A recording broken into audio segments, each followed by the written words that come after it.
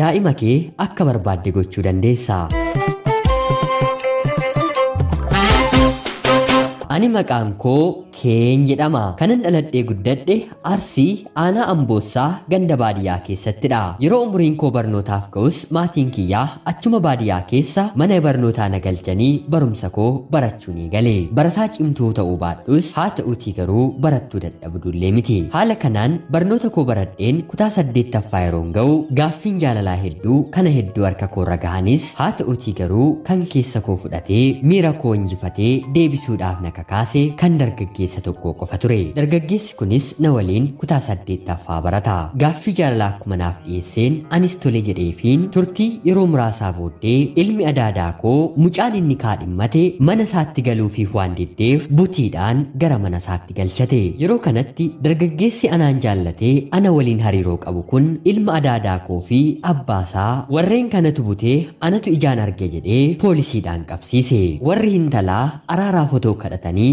araaras waan didaniif manni murtii waggaa dheeraa murtee irratti dabarse. Yeroo kanatti abbaan kiyya baay'ee aaree qarshii 30,000 tokko isaaniif qarshii 15,000 kaffalee mana hidhaatii ilma adaadaa koof abbaa isaa baase. Yeroo kanatti mucaa kanatti yookiin immoo jaalallee kootti abbaan koo fi haati koo firoottan koo hundumaa isatti qabamanii.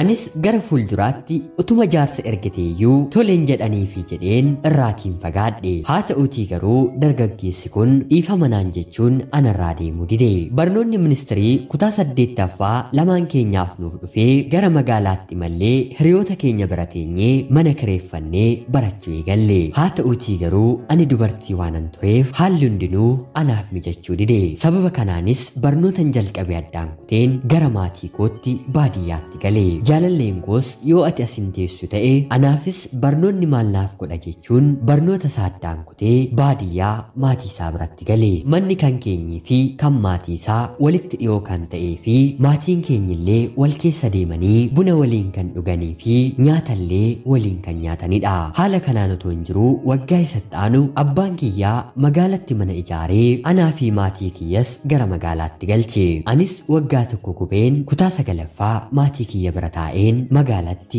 barachuu ni gale. Haala kanaan barnoota koo baradheen otoo jiru jaalallee kootiin maatii kiyyatti ergiitii wal fuunee waliin jiraannaa barnoonni anaanuu na jibbisiiseeraa jedheen yeroon isan gaafadhu lakkii bara nanaaf hin qaqqabamuu bara dhufu wal fuunee waliin jiraannaa jedheenaaf deebise. Anis erga kana ta'ee jedheen abbaa kiyyattis barumsi irra deebi'ee barachaa jiru kun na jibbisiiseeraa balbala kanarratti suuqiin daldalu naaf banii jedheen isa gaafadhe. Abbaan kiyyas erga na kadhatee booda fedhii koo hubatee balbala keenyatti suuqii naaf bane. Yeroo kanatti jaalalleen koo kun obboleessa koo hangafaa waliin hedduu waan walitti siqaniif suuqii irra dhaabbatee yeroo hedduu na waliin odeessa. Maatiin kiyyas akka anaaf inni jaalallee walii taane nurratti barani. Haati kiyyaa gonkumaa waan isan jaallanneef hariiroo mucaa kana waliin qabdu dhaabii jettee na gaafatte. Abbaan kiyyas yeroo hedduu na akeekkachiisa. Haa ta'uutii garuu ani baay'ee jaalladhee waanan tureef wal qunnamtii qaamaa keessayyuu seeneera.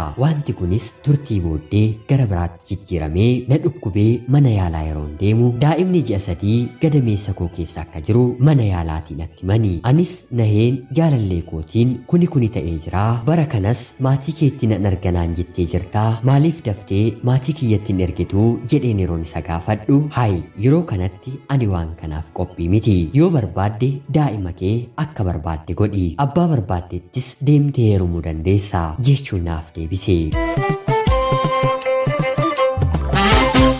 Anis baay'ee aareen maaliif akkana naan jettaa erga kana narratti raawwatteeroon jedhu jaalalleen koo kun gonkumaa na dhaga'uu dide. Sababa kanaanis haati koo fi haati isaa walitti bu'anii. Anis yoon daa'ima kana dahe jireenya koo gara fuulduraa balleessuu nan danda'a jedhee waan yaadeef daa'ima kana deemeen otoo namni hin beekiin gadameessa koo keessaa baaseen lubbuu tokko ajjeese. Kan anaan hin jaallanne ilmaaf jedhee nan jaallatu jedheen daa'ima koo gadameessa koo keessaan baase. Cubbuu guddaas ofirratti raawwate. raawwadhe. Maatiin kiyyas dhagaanii baay'ee narratti gaddanii. Abbaan kiyyas ergan kana godhee waan dhageef maali yaa mucaa koo maaf waan akkasii ofirratti raawwattanaan jedhe. Haa ta'uutii garuu qaana'een abbaa kiyyaaf waanan deebisuun dhabe. Abbaan kiyyaa baay'ee nama hubatu ture. Otuun kanaan jirus kanaan booddee namoonni garaagaraa jaalallee kootiin hiriyaa gara biraa akka qabu natti himani. Anis deemeen wanti kun dhugaadha moo otuu akkana na balleessitee jirtu deebistee rakkoo kanas narratti uumtaayi